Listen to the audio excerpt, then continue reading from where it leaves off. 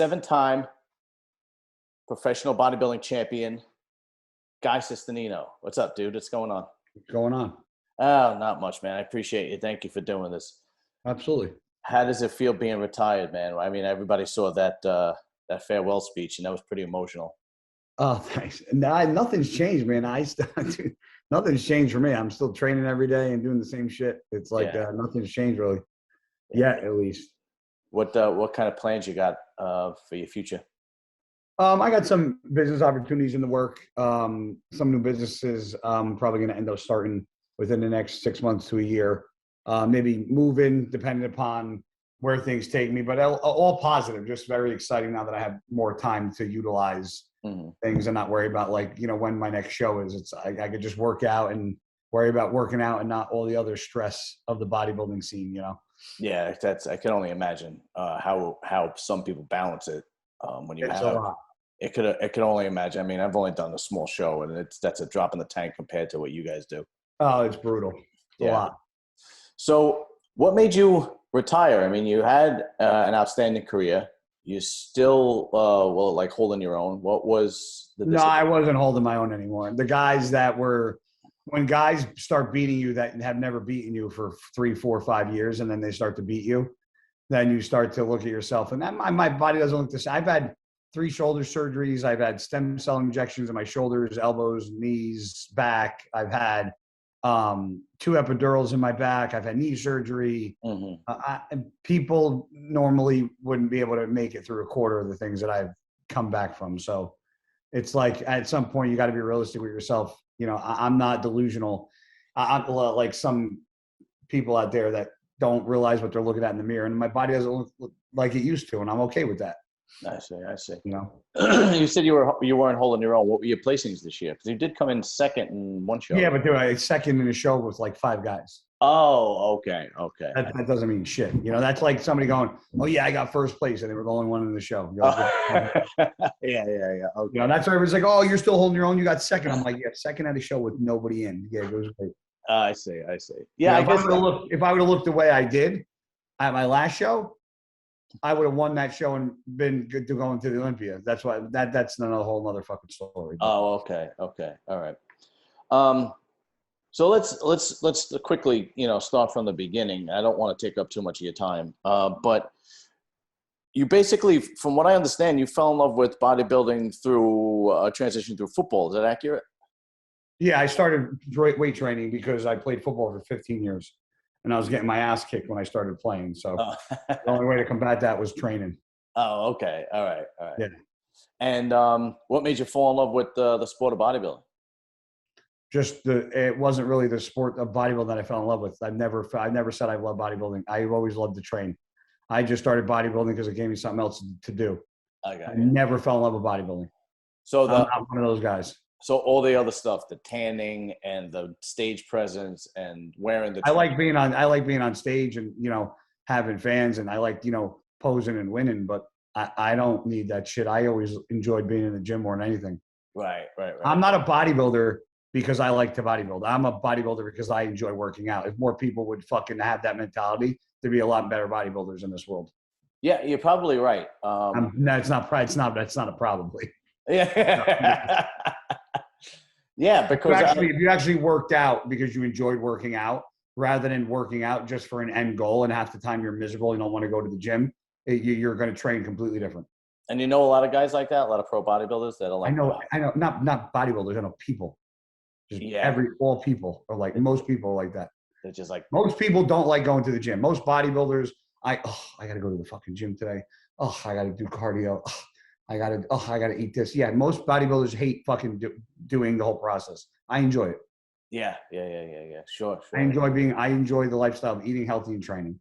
Right. So in the last, I would say in the last, maybe a year and a half or so, you kind of found this. You were famous before this, but you found this explosion of fame, even more so with bodybuilding bullocks with Fuad and Nick and so on and so forth. Tell me how that changed your life.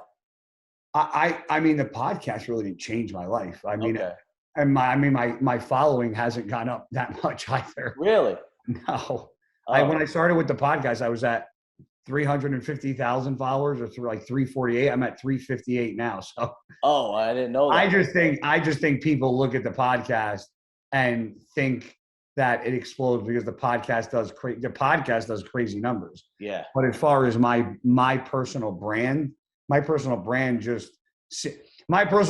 seems to be more popular because more people are recognizing it. But as far as my reach and stuff, I mean, it's grown, but not like substantially. Yeah. You know, I mean, I've gotten way more well known over the past couple of years, but that has to do with a lot of other things, not just a podcast or a viral video, or it's a lot of things just fell into the right place at the right times. Right. Well, what's great about that podcast is you and Nick, in one way or another, kind of saved it, if you will, because with Luke's passing, which was tragic, absolutely tragic. I remember saying to myself, "Oh man, you know, where are you going to find another guy like that?" You know, I mean, he was one in a million, and Fuad was like, he must be really good at picking people who are good at chemistry. He didn't pick anybody because I actually reached out to him and said if he needed any help, I'd help him. Really? Oh, Yeah. I didn't know that. He didn't pick anybody. Oh, I didn't. Okay, I didn't know that. So he's even luckier. So because you and Nick, but that's how special Luke was. It takes But like Nick hasn't even been on it in like the past 6 weeks. yeah, he's doing some kind of he's doing the Arnold, right? He's prepping for the Arnold. He's taking like a hiatus till he's done competing. I mean, I guess I can understand that, right? We just said it before that it's difficult to balance everything. Yeah. Yeah, but what you and him, it is hilarious. The chemistry between you and him is hysterical. It really, even my wife that knows nothing about bodybuilding, zero. It's just a phone call. That's what I tell everybody. I'm like, I don't act any different when I talk to them than I talk to my buddies on the phone. And to me, it's just like a 2-hour phone call. Right. Literally all we do is talk about bullshit. But what's funny is that you have this great sense of humor, and me and my wife I mean, it's hilarious. But then you kind of have this other side that you have a bit of a temper, and you had that video go viral with in the gym. I wasn't. See, people think that was a temper. I wasn't even mad because that was like at a 6. That wasn't even a 6. That was just like a fucking 3. It was just like get out of my way. Like that's what people are like. Oh, you got mad. I'm like, you believe anybody that thinks I'm mad. Like somebody came up to me in the gym because I'm very forthright and I don't really care. And especially people that think they know me. I had a kid come up to me in the gym and he was like, "Oh man, I just want to say, you know, I saw all the things people are saying about you. I just want to let you know you've always been like a really good guy, and you know, don't let those comments bother you." And I turned around and I go, "The fact that you just said don't let those comments bother you shows you have no fucking clue who I am." Right. I'm like, because none of that shit ever fucking bothers me. Yeah. I'm like, so don't let it bother you. I go, because that means you're acting like you know me and you don't. Right. Don't say that because that shit doesn't bother me. Yes, Never have. Some comments to the bodybuilders really do, and they kind of go off the deep end. We've seen it with Phil. We saw it with Bonac, even with Ian a little bit. Yeah. I mean, my attitude is you guys are the champions. Just ignore it. Like something like you do. Just ignore it, you know? I mean, I go back at people because I find it funny sometimes, like when I'm just on my phone, I want to be an asshole. Right. But yeah, I entertain myself, but I don't ever allow somebody else's opinion who is not successful or less successful than me. Because think about it, if you were actually a successful human being, would you actually be on Instagram trolling everybody else's shit and it wouldn't even be making those kind of comments? Probably not. So there's a 99% chance you are either young, dumb, or unsuccessful if you're doing that. So I do not allow unsuccessful people or people still living at home with their parents in the basement at 13 years old just trying to be assholes. I don't allow that to bother me. I'm 39 years old. I'm very successful at what I do. I'm an entrepreneur. I have a very, very good life that I enjoy. And I post what I post, and I read the comments, and I read every comment, every single comment, read everything everybody says. And the good, I'm like, oh, that's nice. And the bad, I'm like, too bad, sucks for them. I mean, I don't know how people can't. I don't know. I honestly don't understand how people let it bother them. Well, that's social media has given birth to criticism to bodybuilding outside the judging, right? Well, football players. No, see, you're bubbling everything. No, it's giving criticized to everything. Oh, I see what you're saying. But what I was saying is other sports like football, basketball, baseball, you know, you get the Monday morning quarterback, the radio shows, the ESPN, you know, criticizing, whereas bodybuilding didn't really have that until social media, if you will. Well, we weren't on TV, so I Right. mean, but you're talking. I mean, that's now 10 years ago. Social media Right. started 10 years ago. Right. In 2011, 2012 was when Instagram started, and Facebook I think was '09. Yeah, that's right. So I So, mean, you're going. I mean, '09 seems like right around the corner, but you're talking, yeah. a You long know, time, yeah, ago. you're absolutely right. You happen to be right. Yeah, but I guess it was an adjustment period, but it still bothers some people. But my attitude is, you know, you guys are the champions. Just like you said, just let it go. Everybody's gonna hate anybody that is in a spotlight of some way, shape, or form. Are always gonna have some sort of negative content thrown at them, and that's just life. Yeah, Even people that aren't in the spotlight that have 5,000 followers are gonna have people that say stupid shit to them. It's just part of life. right. No, you're right, and that's kind of how you know you made it when people start shitting on you. I mean, yeah, and more so, you made it when you have to figure out how to deal with stuff like that. Mm-hmm. Then you can see what kind of person you really are and how much you really made it by how you fucking react to a situation like that. Right. No, I couldn't agree more. Absolutely. So I actually asked this to Jose Raymond. I interviewed him last night.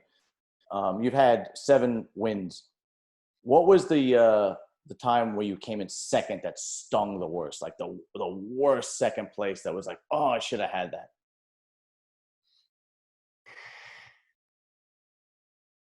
I mean, I took second a lot. Yeah, that's what he said. What does he think I'm going to say? The one when he beat me? Because I'm not going to say that. No, he didn't say that. He said the Olympia one was the one. When he got second, yeah. Yeah.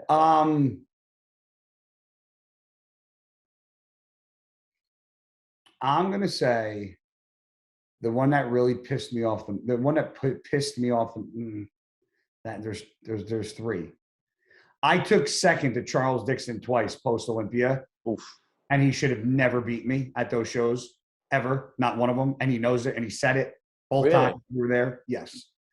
But the time that Aaron Clark beat me in 2014 at the New York Pro, that would have been my first win because I won it in 15 and 16. He shouldn't have beat me at that show. Yeah, and the only reason why he won is because I won Dallas the week before and I was already qualified for the Olympia.